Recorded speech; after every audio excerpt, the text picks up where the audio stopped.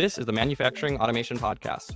I'm Michael. And I'm Matt. In this podcast, we're going to discuss growing companies, automation and manufacturing, and how we're building the lives and businesses we want to see in the world. Yeah, general feelings of the week. Excited for all the opportunities in 2025 is where I'm at. So last year, 2024 was a big cleanup and a lot of growing pains, a lot of process improvements. Our team's very, let's say, prepared going into 25. And so I'm excited to tackle a lot of the opportunities we have in front of us. How's Michael feeling? For me, I guess I'm kind of between excitement and stress. The excitement is that we had a great December. We have a couple of new products rolling out that seem to be generating a ton of interest, and we're really getting a lot more into our top of funnel on higher value items, which is great. Awesome. On the stress side, we have now kind of all of a sudden like 3 or 4 open turnkeys. I have that personnel issue I talked to you about offline that I'm trying to deal with. Mm-hmm. And one of those, the turnkeys is the first install of the Rev4 conveyor. So that's, a first generation of anything is kind of stressful. I understand that one all too well. Oh, you guys are always building first generations. I think a good line on that though, for that stress associated with that. We just got back from Kansas having deployed the most complex machine to date that develop's ever done. And there's always stuff that goes wrong on an install. But when I came back, the comment was, yes, a lot of stuff went wrong, but nothing went wrong we weren't prepared for. Yep. And so making sure we had the tools, making sure we had the stuff documented, we were just prepared. And when all those things went wrong, it was, well, this is how we're going to handle it, was a really good feeling. Because in past, it was like, oh, crap, how are we going to handle this? Because we're not prepared. So. I definitely feel that. Yeah. And there's always the balance too of, is the customer machine prepared, and are the things the way that that the customer says they are? Because customer compliance has always been kind of a pain point with us of, the customer says the table is clear, and sure, we have like a little note that's like including fixture tables, and then, we'll get there and there's a fixture table. And then, the way we've handled that is our contract just says if we go over, it's time and materials. Yeah. So if you get there, like when we got on site, the project we were installing was a 5-day install. They had that number of hours. And from there, or that number of days, so it was 5 days on site. And if they went over that, then it turned into a time and materials. Yep. An example being is the power and air wasn't ready when we arrived. Turned to not be a big issue. It got handled. When we arrived, the machine didn't fit inside the facility. That was a fun one. I could share that story later or now, depending upon if we want to stick to the list here more. Go back to, I guess I could share it now. Sure. The yellow poles that are on the side of garage doors. Yeah. Those were like a foot inside the garage door. I see. So the pallet didn't fit through, and they wanted to take the machine off the pallet, which is like, that's your call. It's off the truck. All responsibility is now on you. If we twist the frame in the parking lot because we set it in the wrong way or do something not on a flat concrete, and we can't calibrate it in 5 days, contracts flips to T&M. Like, if it was my call, I'd get a chop saw out here and I'd cut those yellow poles off. Yep. Like an hour later, they were cut off and we drove that machine right in there. I was so happy that they took that advice, because I did not want to see a machine pulled off its shipping pallet in a parking lot. Oh yeah, absolutely. Yeah, and I guess part of the reason I worry about it more is because we, are doing these $20,000 to $40,000 transactions or installs. Whereas, if you have a machine that's $500,000 or $1 million that has been a significant portion of like the last year of work.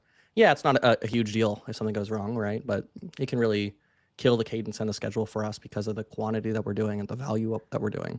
Yeah, that is a different challenge there, because then that can turn into lost revenue if they're like, oh, we just want you to sit here now, stuff like that. Yeah.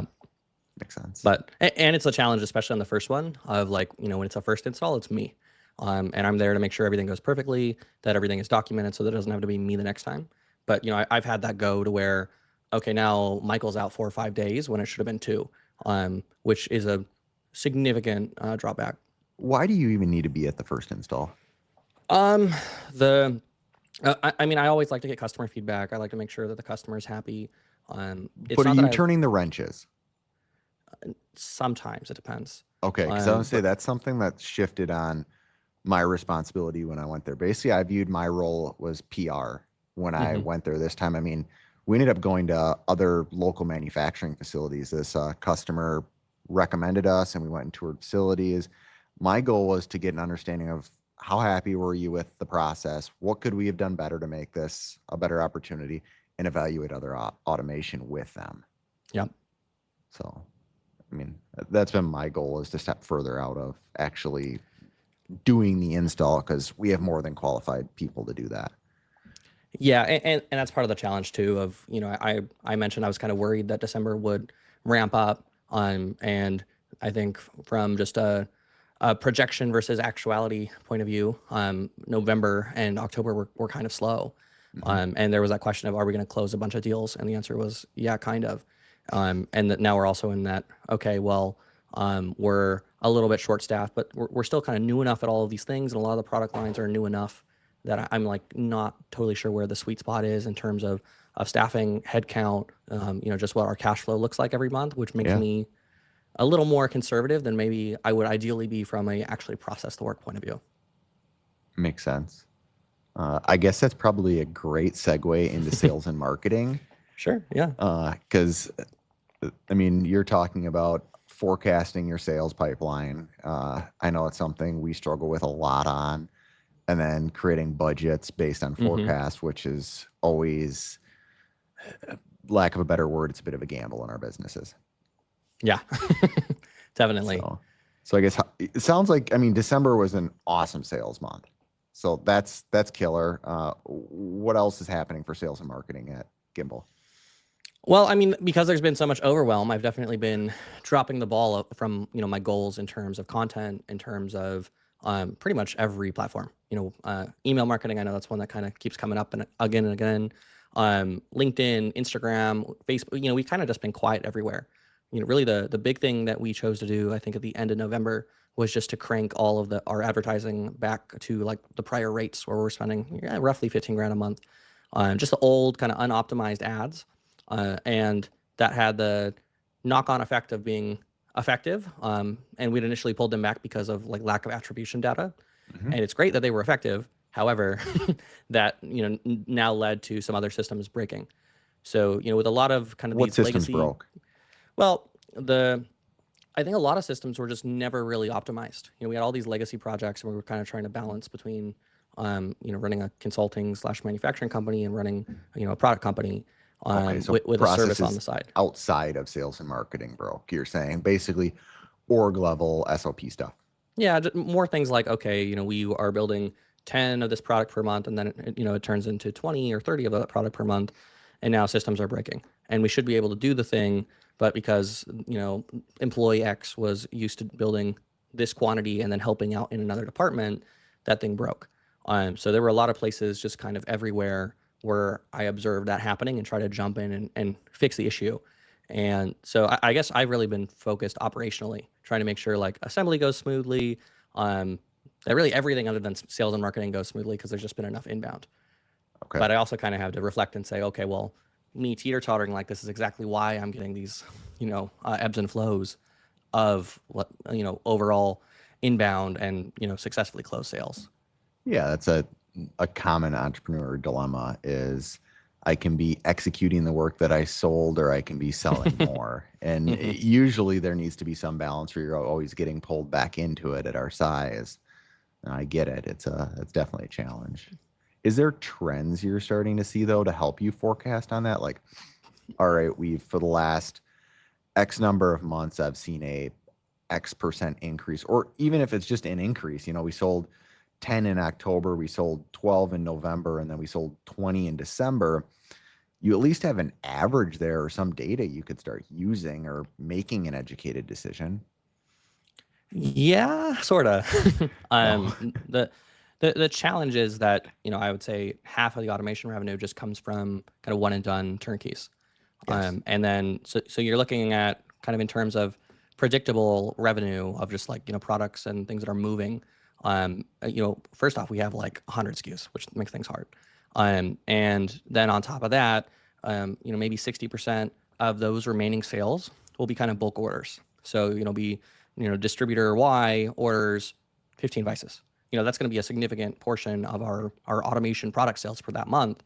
And those little things kind of make it so that it's more difficult to just go and look at the overall trend lines for everything except maybe our lowest cost products.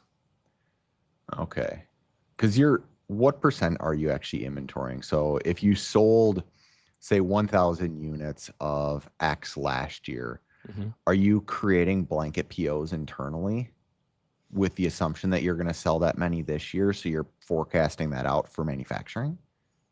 So yeah, it's definitely not even like we're much more lean than like on an annualized basis, but we probably are trying to keep approximately 6 to 8 weeks of parts for a given product in stock at a time. But are you trying to carry all that load, or are you bringing some in house? Or are you pushing some back? Because I guess let me give a better answer. Yeah. When I worked at Ring Brothers, we did blanket POs. So we would forecast or we do a review of everything that was outside. Now, granted, we brought everything in-house in a very short period of time, and then we did the same process internally. But we'd create a blanket PO, whether we were the supplier or somebody else was, that we're assuming we're going to consume 1,000 units. Or we're guaranteeing we're going to purchase 1,000 units. Yep. So you're allocated with figuring out how to make those units in the next 12 months for us. We'll procure them on a quarterly or monthly. We had different ratios depending upon who was making them. And then from there, a lot of our suppliers say, all right, I'm going to make all 1,000 units in January. You pull them as you want. At the end of the year, whatever's left, they're getting mailed to you and you got to pay for them. Yeah. Was the way that we handled a lot of that. That pushed some of the burden onto our suppliers, but allowed us to maintain momentum on what we were selling. I wasn't sure if you're doing blanket POs like that. When it's internal, it gets a little bit harder. Yeah. So we send out lots and lots of parts, but certain key parts we always make here. We send out lots of parts to domestic shops, some parts international shops, and we kind of have this weird double pull Kanban system, which is annoying. The first challenge is that, because of the number of parts we move, like even spindle grippers, there's like so many different grippers because we have to have a model that goes in every machine. So, what you might think is one part is 7 parts. And because of that, what our typical order quantity for 6 weeks of inventory looks like, maybe 15 or 20. Yeah, so you're having the exact same business model that we had at Rings. I called it the death by SKU business model. Yeah. It was, everything had to be set up as quick turn fixturing. It was less about optimized programs and more about human processes to change out jobs is the way we had to build everything. That's a challenge at small. And the other thing at that kind of order quantity and at this kind of turnaround time, when we're outsourcing anything, we don't want to see it more than 4 weeks, really. So we want to see getting stuff back in 4 to 6 weeks, which is, really limits our international capability. So, that's kind of the general rule of thumb. Now, the problem especially is that, a certain subset of orders of this size just tend to come back wrong. I understand on being on the other end, like having been on the job shop side, it's a very difficult business to run. And part of what's difficult too is like we're really comparing the prices we're seeing in these RFQs to what it would cost us to make it in-house.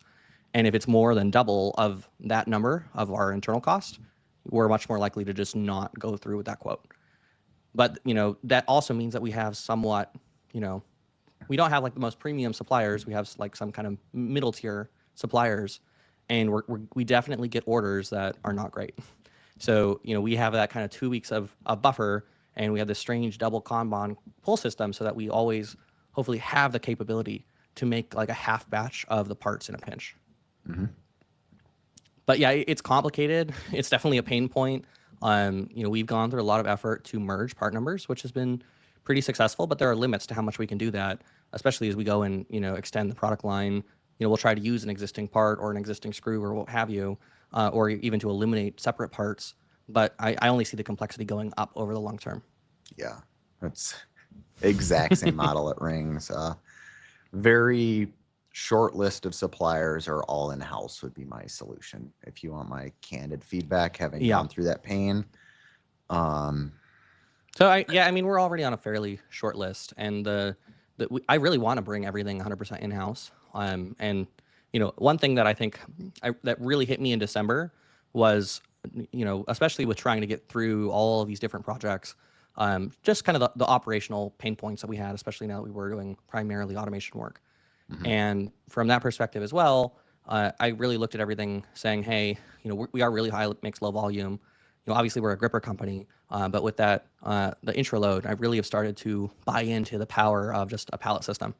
It really is just, grippers are awesome if you're running 100 parts a month, right? But the reality is we actually just don't run 100 parts a month for the, given the amount of inventory we try to carry, and having something that just has 9 pallets makes a ton of sense. And that's been part of the inspiration for wanting to pull our own production back. But that's a whole process because we've kind of turned into a prototype shop that strategically outsources a lot of our production of, components that aren't like core to our operation. Yeah. Dedicated people and machines is what I did even at a smallish company. Yep. Was the only way to kind of try and manage that. That would be my advice on that. I also I mean, like the big things that we're pushing for are like things like standardized tooling, standardized tool holders, having a fixture for a finalized part number that always goes on this machine, having a set of like flex tools, 4 to 7 or whatever it might be, so that the rest of the tools always live in the machine. But it's definitely a process and a mindset shift that we have to go through. Yeah, I think you're looking at it right. I think you'll get there soon. Yeah. What about you? Yeah, for marketing, it's focusing in on our budget and refining what works. So 23, 24 was years where we doubled down on marketing. That's not a sustainable marketing path to go down. But it was, tests we ran, worked, we doubled down. They worked again, we doubled down again. This is the first year we found that some of the stuff broke. So this is the year where we're going to start refining in on our marketing budget and seeing, what needs to be tuned a little bit further and how we can get the results we're aiming for. Granted, a lot of stuff still worked really well. It's just one of those where it didn't work well enough like I'd seen on trends in the past that I'm going, hey, let's 50% increase this budget. I'm saying, how do we have about the exact same budget or slightly less this year? And just kind of start tuning our conversion ratios, understanding what is and isn't working, because we just had so much to build. We had been running so much on referrals. We didn't have a website. We didn't have a knowledge base. We didn't have all the education stuff that we wanted to share out there. And now we've got that 80% kind of on there. And now we just need to refine that in and build the last 20% of the tools and stuff we want on the website. One thing that I wanted to bring up in there is we're going through the process of updating our mega menus. I know you had brought it up or kind of beat me up on it several episodes back that our menu sucked. It's true. We have so much going on. And so that's one we're looking at. I guess, is there any advice you have on the menu side? Because I personally really like the way your mega menus turned out, where you have the image, you have some large font text, and you have a little description. How'd you end up there? Or is there things that you wish you did a little differently? Well, I probably would say the first thing is we take a very different approach to like web development than you guys, I think. I mean, the way we do it, it's probably one of the most lean things. Like, it's very much a just move fast and be willing to break stuff. For the most part, we'll like clone out the website to one that can't be seen. And then, I'll create a PowerPoint of how I want something to look. I'll show it to our Shopify guy, and then he'll build it. And then I won't like it, and we'll go back and forth, and we'll pretty just aggressively launch new stuff and risk it being like a little bit broken. Yeah, that's fair. I mean, that's really how we did it years ago. Is just me doing it, not the back and forth with people. And now it's just we've hired an agency that's helping with a lot of it. I'll still go in and clean some stuff, or some people on the team will, but it's just there's so many pages at this point. It's just not feasible with the amount of links and stuff like that we're trying to manage too. Or just like, this is over my skill level at this point. Yeah. And that's part of what I think makes it difficult is just like using an agency. You're going to lose a lot of that kind of nimbleness. to make a drastic change, and they're going to want to deliver something that's more polished all at once. Understood. I'm just looking at it from the mega menu standpoint. So we're going to be carrying that through on our services, but then the products is the one where we really, we've got some great products there. When the customers find them, they love them. The issue is not many people really know they even exist. We haven't done really hardly any advertising, just a little bit on social media. So making that journey just a little bit easier now that we've got really the core of our business, which is the automation and engineering services website built out. Now it's like, all right, we can spend some time on products this year. Yeah, I guess my biggest piece of like web development advice, and you have to take this with a grain of salt. So, hopefully no one goes and turns this into a little soundbite. But the phrase that good artists copy, great artists steal. Yeah. Basically the place that we always start is we find, a website, usually it's not even going to be the same industry, that has something that we like, be it the mega menu or one of the things was like the in stock button.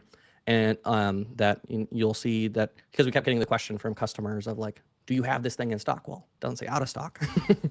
We would get a lot of we kind of just say, hey, to our developer, build a copy of this. And then we go and we tweak it so much that by the time that we deploy it, it's totally unrecognizable from the original. Well, take it as a compliment. That's how our mega menu started, is we sent an image of yours to them. Yep. That I take it as a compliment. Definitely, I think like that is the fastest way to move. You just have to be careful that at the end of it, you check and it doesn't look like you just copied it, right? Yeah.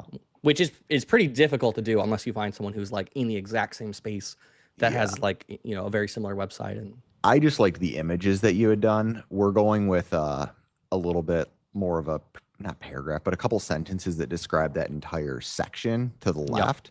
And then we're doing image breakouts based on those. So it's a little bit different. It was just, I hadn't seen images executed as well as you've done. So, yeah. Okay. Well, good to hear. But yeah, I mean, like good little compressed images. A lot of that's actually the Shopify built-in mega menu. Oh, really? Yeah. See, WordPress makes it a little bit harder for us, but yeah, there's a lot more people building on WordPress than Shopify. So finding an agency, that's the reason we went that way. Yeah, and we could end up with the opposite problem of if we ever wanted to have like a fully service-focused website. You actually ideally wouldn't want it on Shopify, but just given how much we've invested already, if we were to do that, we would definitely just still build it on Shopify. We started on Shopify. Yeah. Well, we started on Square if you go back 11 years now, and then 2 years later we were on Shopify, and we were in that for 7 years, I think. It was 7 or 8 years, and then it moved over to WordPress when we started getting quotes from agencies. And I think out of the handful of quotes, there was only one that was willing to do it in Shopify. So it was a clear indicator that the market was saying we needed to move to WordPress. Mm-hmm. Yeah, well, that would probably just cost me to dodge an agency, which is what we've done up to now. I couldn't. It wasn't sustainable having me do it, so I couldn't dodge it any further. And that's coming from cost conservative Matt. So yeah, and there's also a question of how sustainable it is for us. I mean, I think the website's perfectly fine. I think where I'm running into the wall is I'm just posting content regularly enough. Staying on top of a lot of things, and little things like having the podcast edited, having the podcast uploaded. Those kind of things are handled not by me, so they happen regularly. But at least right now, things like getting the email newsletter out, getting Instagram posts out, like doing those things regularly definitely falls by the wayside when we get busy. Yeah, that's a tough one. Yeah. So, on to engineering and R&D. You kind of touched on it a little bit with the pallets, so probably. Well, yeah. We closed down from the 25th through the 1st. Okay. So it is our first day back. So there's no new developments for us. Okay. I guess for us, there's really no new developments as well. We've been on an interesting trend where obviously the service side of our business is growing. There's always been this passion for products. The team has been really pushing, where I find it interesting. A bunch of engineers are saying, Matt, let's spend less on products and focus more on our service based, obviously, because that's driving our revenue. our forecast for 2025, when we're looking at a budget standpoint, it's going to be the lowest we've probably spent in 4 years on engineering budget.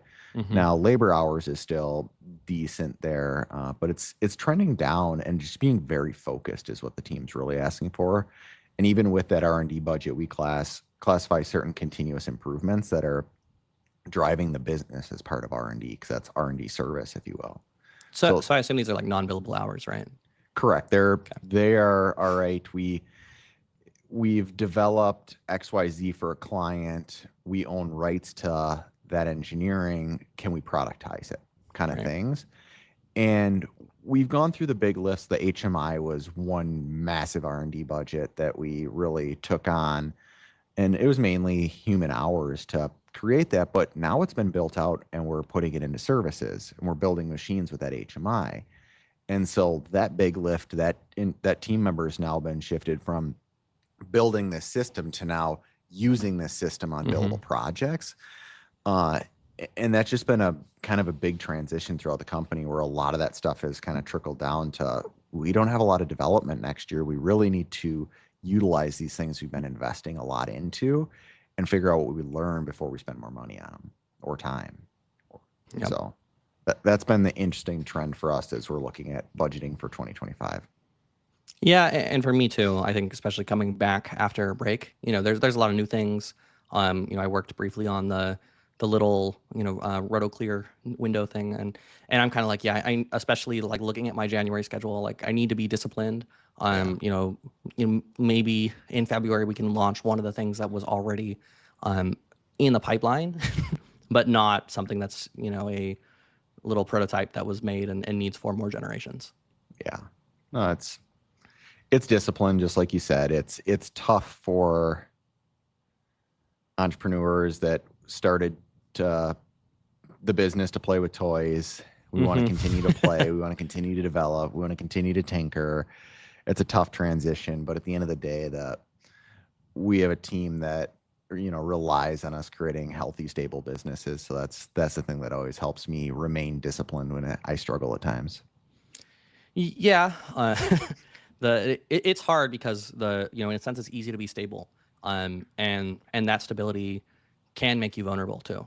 In that, yeah, I'm not disagreeing with that. I'm saying being more strategic about your chaos, let's say, or if you're going to pick an initiative, make sure to have done the due diligence around it. Because in the past, I'll say that we were definitely like, oh, this is the flashy new shiny thing today, and it's like, we didn't need to chase that today. That could have went on a list, and then we could have revisited that in a week or something and said, hey, is this still a good idea? I mean, I think back to my mom's old shopping list. I grew up in a household where my mom wouldn't buy anything like the day that she wanted to buy something. Really, she wouldn't buy it that week. She'd write in her notebook, and if she still wanted it a week later, she'd go, I think I'm going to think about it some more. And then it'd be like a month later, she would finally buy that thing.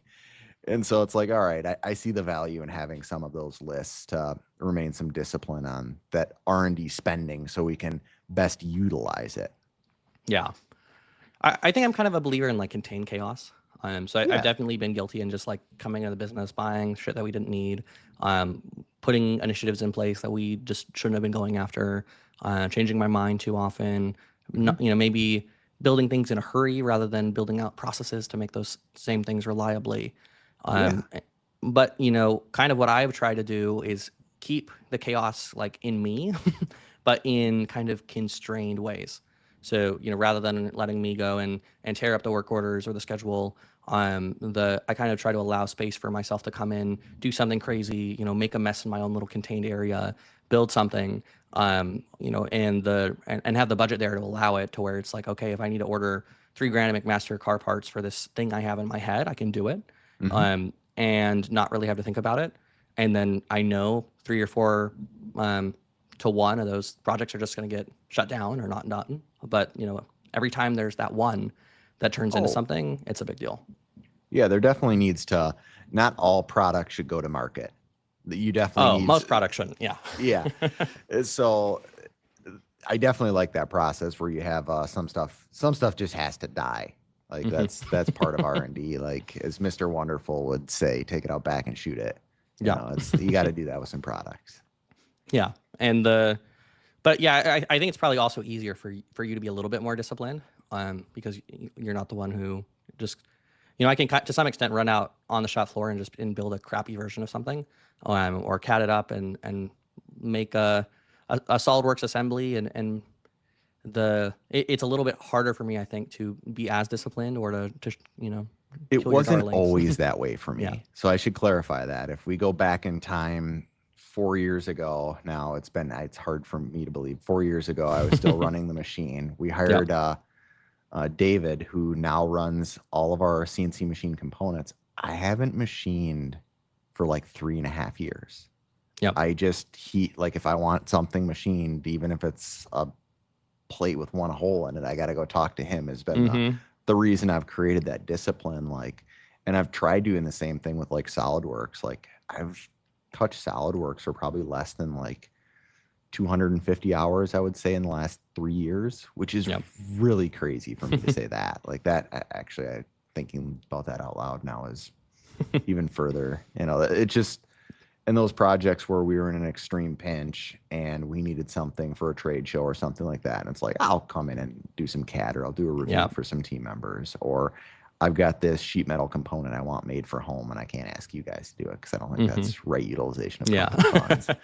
So stuff like that. Yeah. And I think the thing I'm still trying to figure out is like where I want to land in like 10 years, right? That's where I don't totally know the answer.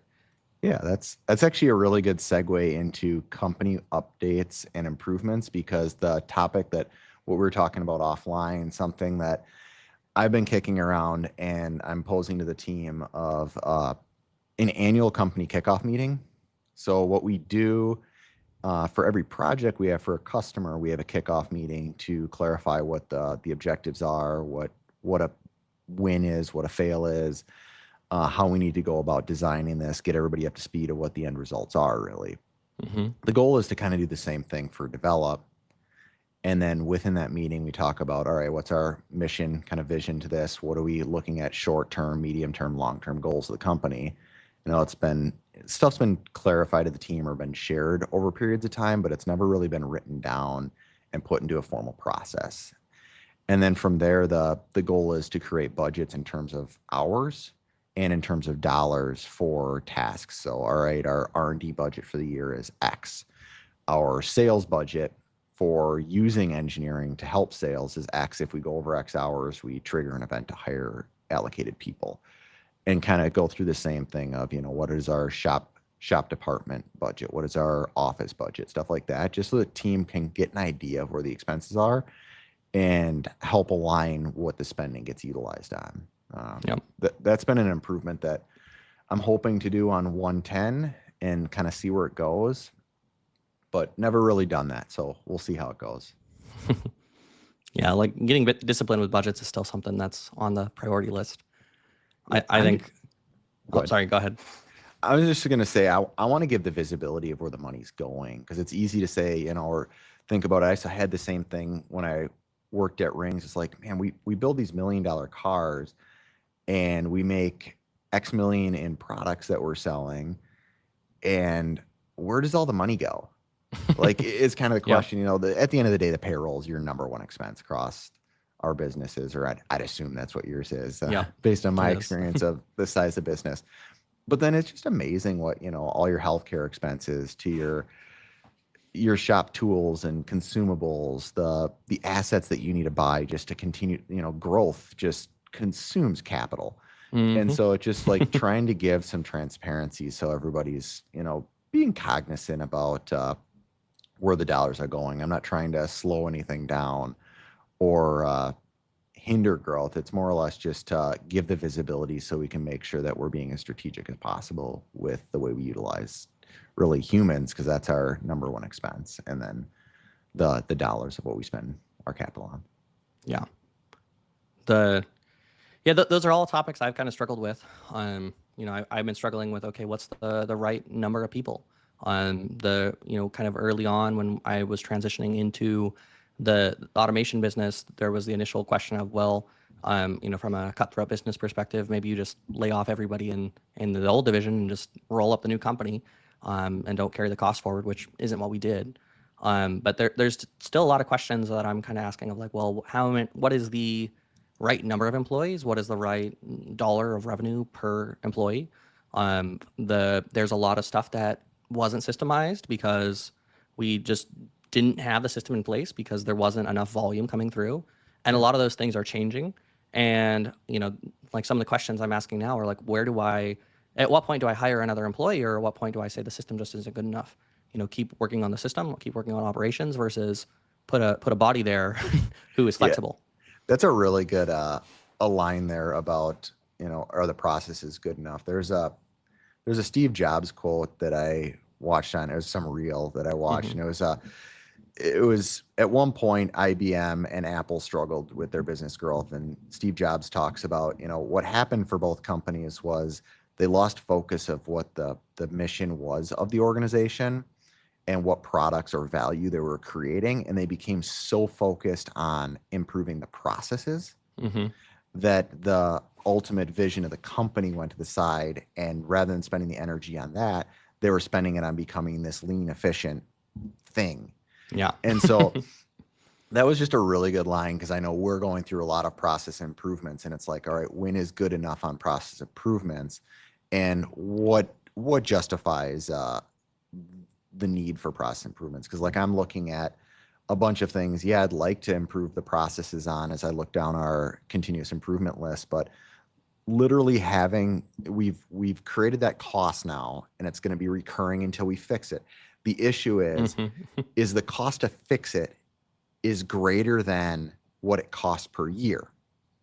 Yeah. So then it's like, that makes no sense right now. We have way lower hanging fruit. So you're like, I'm just going to spend those thousands of dollars year over year until perpetuity, until, we hit a really slow point and we cruise through all the CIs. That's kind of the thing. And living with some of that business or technical debt, I think, is reasonable. Yeah.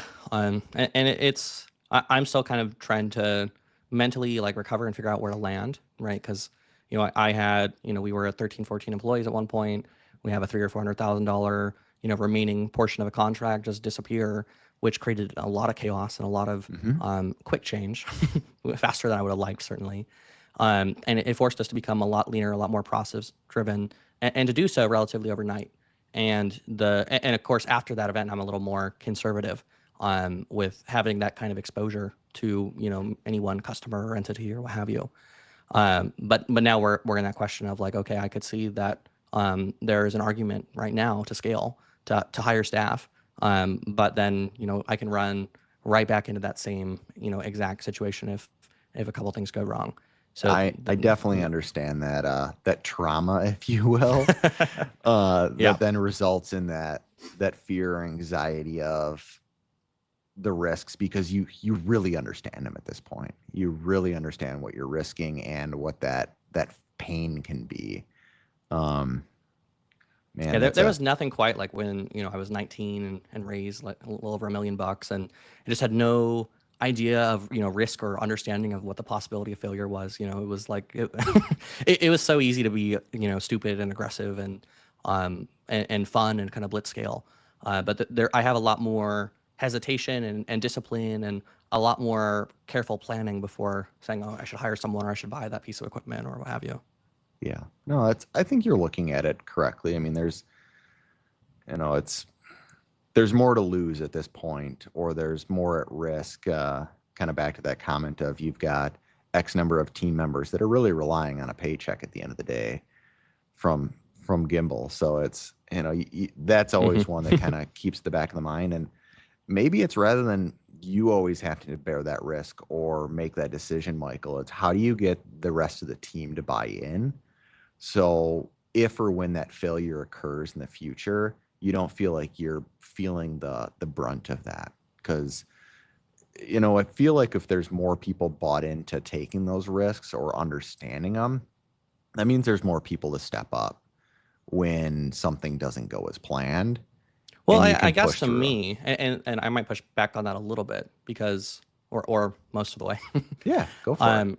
I mean, to me, at least from where I am, I can have ups and downs. I can work really hard and then, burn out, need to take a break. The I kind of come and go in waves to an extent of, huge amounts of productivity, and I'll burn out or have a bad week or be frustrated or whatever. At least from my employees, the thing that I really love to see is just stability. Um, so the kind of person who, starts a company probably isn't the same person who works within the company. So, I try to create that stability, and to some extent, I don't really take or expect employees to take on that risk.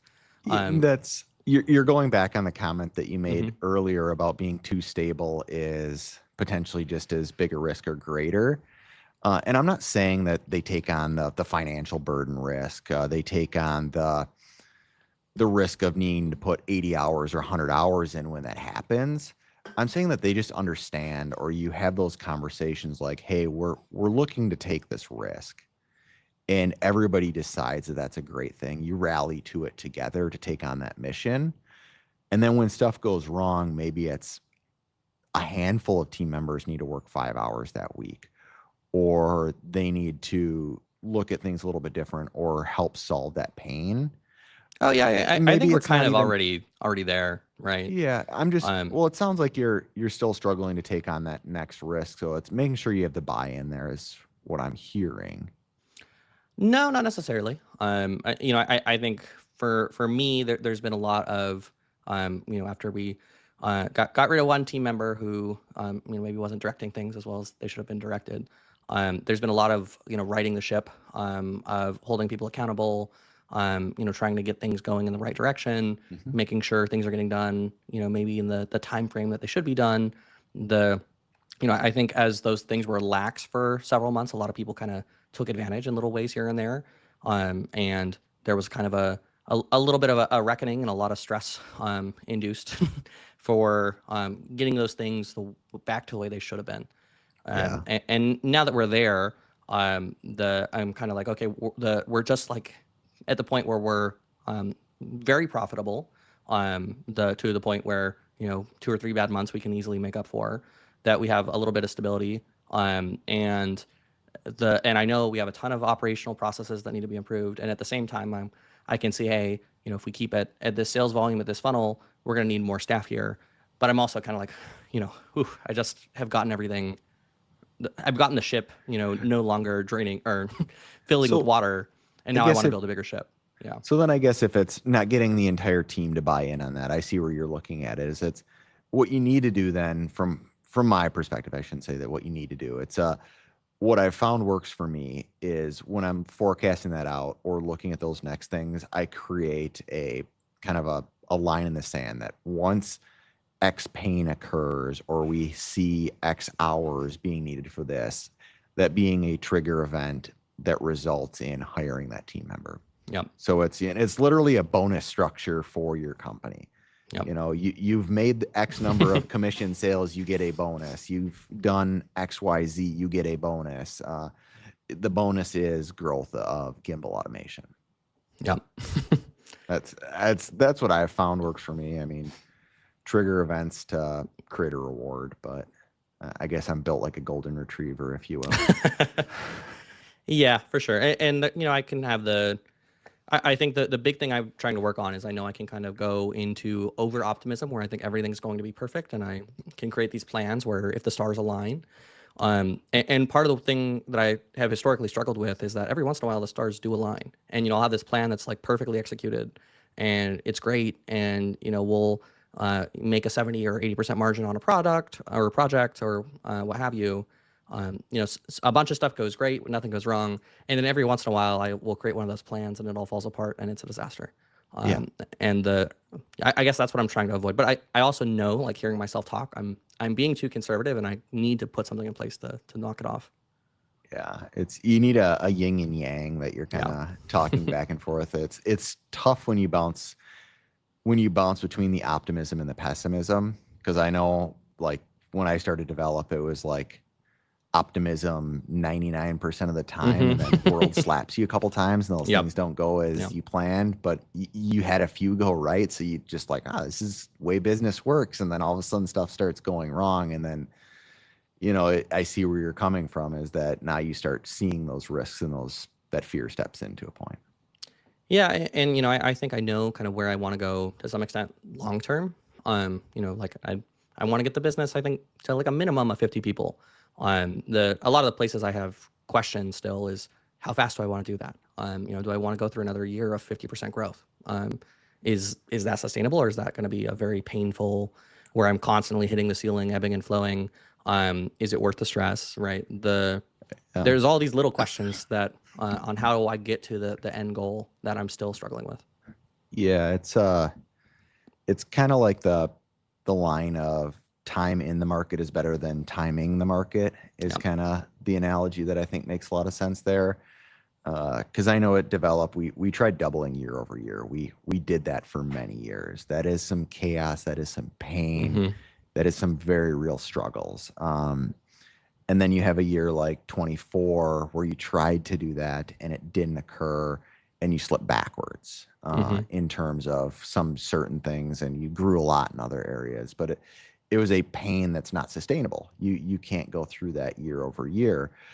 As I go where I'm going with it, as I reforecast and look at our growth trajectory, it's finding, what is that sustainable number to aim for every year, and then having those sideline trigger events rather than try and force that growth. It's you Yep. create events that trigger. I realize trigger event seems to be my line of the day here, but that's what I've been going through. So is it, a 35% growth year over year, what we're targeting for the foreseeable future? And then we have sideline events that if we achieve or accomplish this, we can do more, but budgets are going to be based on 35% growth, something Yep. like that. So, Makes sense. Yeah. yeah, that's been my approach. I think we're both kind of in this journey at a very similar parallel paths. So we'll see what works and what doesn't.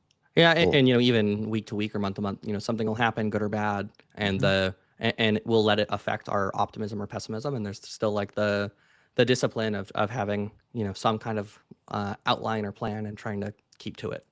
Yeah, that's true. I mean, I think having a podcast like this so we can bounce these ideas off of each other and hold some accountability. I know I do this, or I have a breakfast with my dad every Saturday Hmm. morning, and we have a similar topic, or like I'll bring up challenges, and he has an odd ability to predict the future on certain things. Like I'll give him a problem or a challenge, and he'll be like, well, based on experience, I've seen these things happen.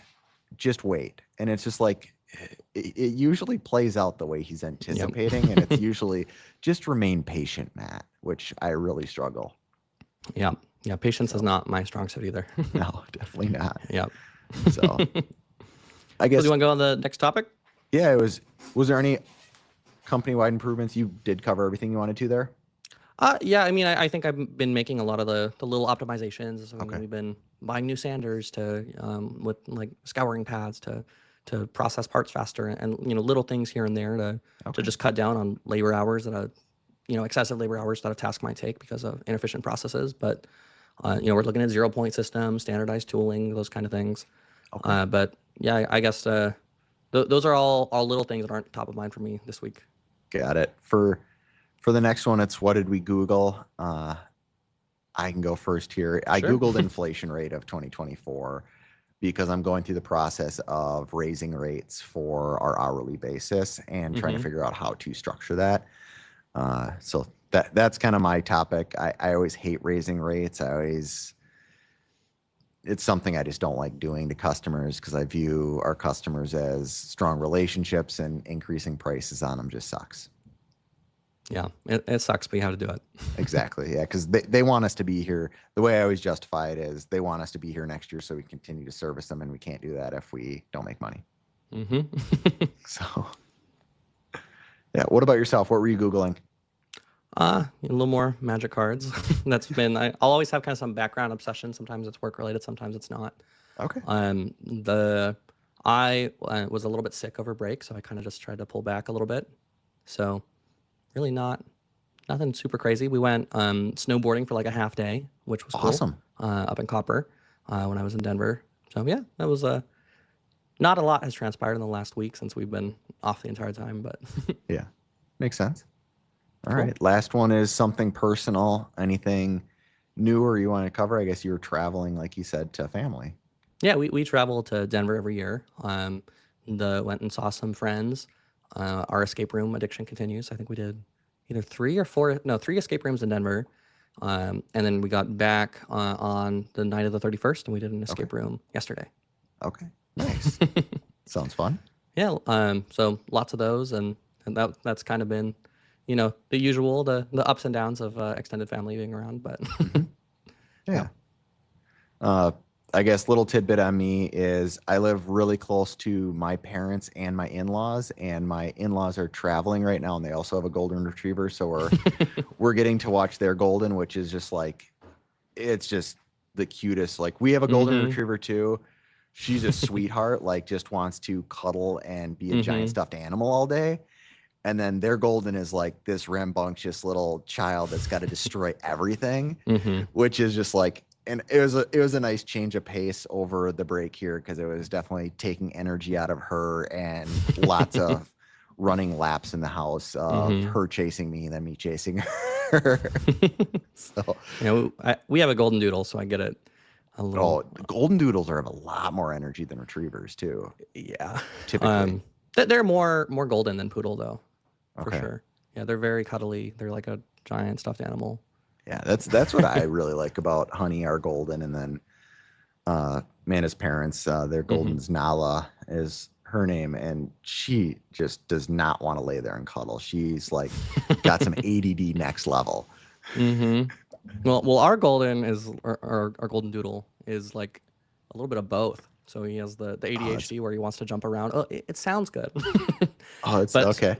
So he'll try to cuddle you, but then he'll all of a sudden you're getting trampled, and then you just fell asleep, and all of a sudden there's a dog on your chest. Yeah, and then the chest isn't good enough, so 5 seconds later, got to move to your legs and back and forth and back and forth.